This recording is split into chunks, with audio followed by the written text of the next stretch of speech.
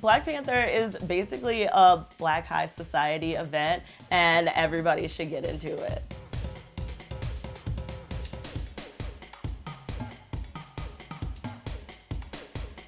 I had my tailor sew about 7 outfits just so I can have a selection of stuff to wear. Yeah, Ben had my ticket. I had my ticket for going on 3 or 4 weeks now. Yeah. Literally the best thing that is probably going to come out. It's a time of celebration. It's a time to be able to fully express that joy that you feel.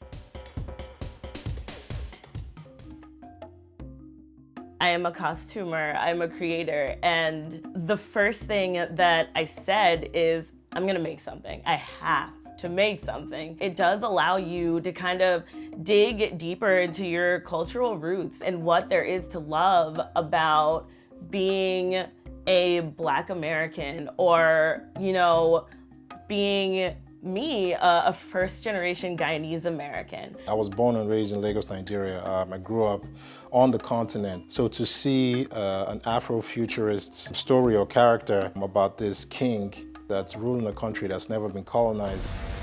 But it was in Africa the whole time. And to be able to see that and see almost of a thing of, oh, what could have been, or what can we strive to now, is something that it hits me on a very personal level. Black Panther has been one of my favorite superheroes.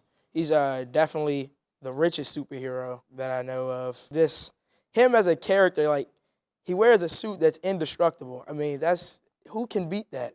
My first connection to superhero stories were through animation, the X-Men cartoons, the Batman animated series, the Transformers, Ninja Turtles. That was my first foray into learning about American culture.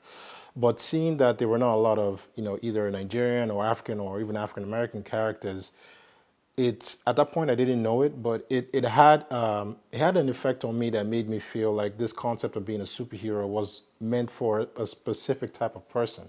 We do have Storm, we have Blade, we have Misty Knight, but they were created in a time, and even Black Panther was created in a time where they were being written by white men.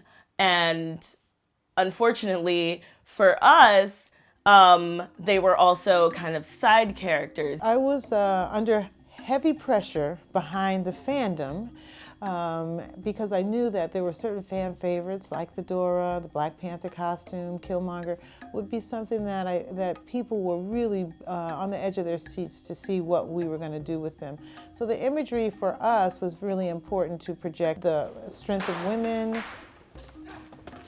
And so those images, I feel, have already brought so much positive energy to families, to children. I've seen the cosplayers making them up, and it's wonderful to see that this is something that they've been waiting for, and that we're representing it in a historic way. Children love superheroes, Iron Man. They love to see people who are extraordinary and have these above normal talents. So now to have a African American, a Black superhero, like now they have someone to look up to. I believe Black Panther had the greatest pre-sale of any superhero movie, and that's with a relatively unknown Black lead, a predominantly Black female cast.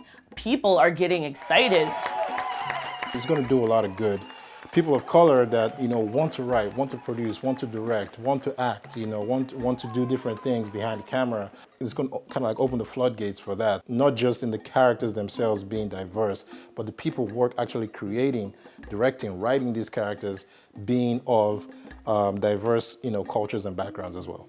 We're starting to progress, and we're starting to make it known that we need to see ourselves written by ourselves. And we need to be connected to a character not only because they're the same skin color as us, but also because, they act like us and they think like us, they dress like us. So I think in that vein, that's where Black Panther is really hitting the nail right on the head.